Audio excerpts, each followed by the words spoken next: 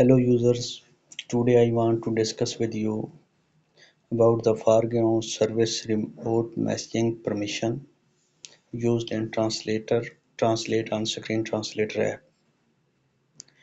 Our app uses Firebase Cloud Messaging, which is FCM, to deliver important notification and messages to the user in real time. The foreground service remote messaging permission is required to ensure reliable message delivery even when the app is running in the background or when device is in a low power state. As you can see that here, this is our app screen translator. I click on this app, screen is loading. For this,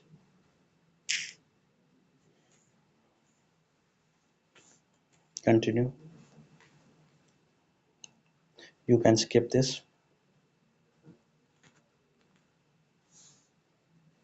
Here you have to allow screen translator to send you the notification. If you allow, uh, then our app screen translator will be able to send you the notification. Otherwise this will not. Here you have to allow.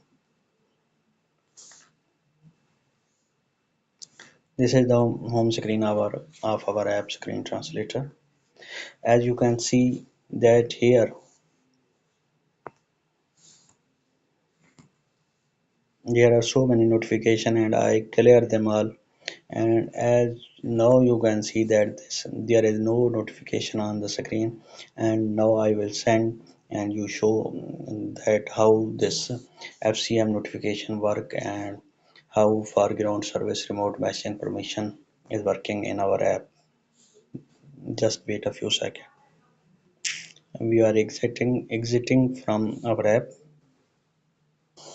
As you can see here, we have received a notification from our FCM, which is sent by our screen translator app. Here you can see that this welcome to screen translator, translate any text with just one click.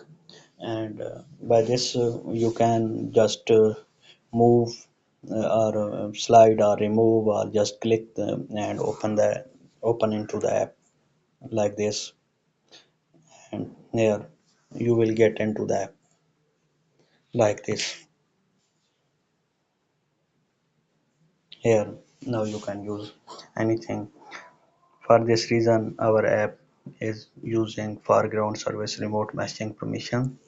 In the end, I just want to clear that we respect our users privacy policy and we not collect or neither share any personal data with any third party.